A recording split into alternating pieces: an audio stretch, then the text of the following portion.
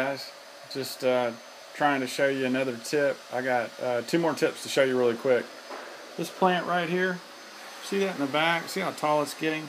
And I'm doing a water change, so it looks a lot taller. I actually take this and I wrap it around like this, and what's beneath there, right here under my hand, what's beneath there is actually doing very well because it's got good roots. I'm actually going to cut that, and I actually cut it with that tool right there, which goes on the end of that stick over there with the grips. But anyway, I use it by hand a lot. And just, let's see if I can find it. Right there, I just use that by hand. And by the way, those are good to clean with as well. And anybody who recognizes that, go ahead and post it. See if you guys are paying attention. But what I do is I grab it about right here.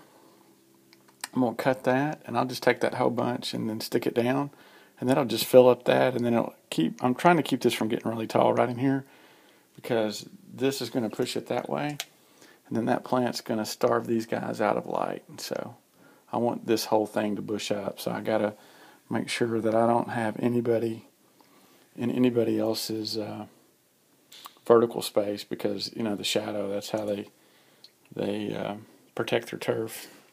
That's how they kill plants around them. But anyway, that's what I'm doing. Doing that. Final tip. When I'm siphoning here, when I start to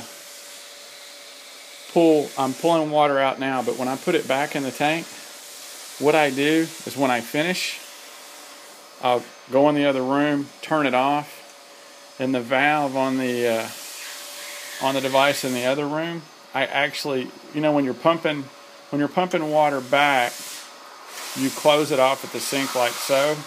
What I do is actually turn it straight at the sink, and then close it here and pull it out of the tank, and close it and set it down while the water's still running in the other room. And then I'll open it on the other side, come in here and lift it up high, open it here, and then it's sucking the water out that's in the line, and then I just wrap it up. And as I'm wrapping it up and winding it up, it's actually pulling the water out of the tube.